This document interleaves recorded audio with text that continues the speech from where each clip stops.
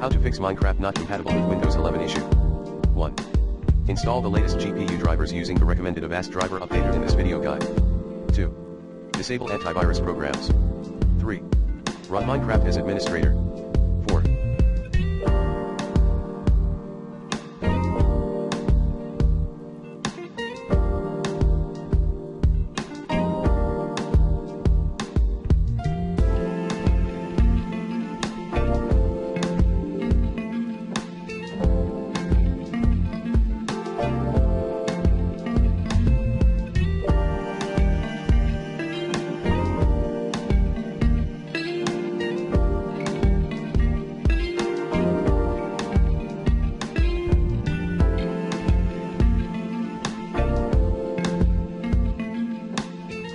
Update Minecraft launcher.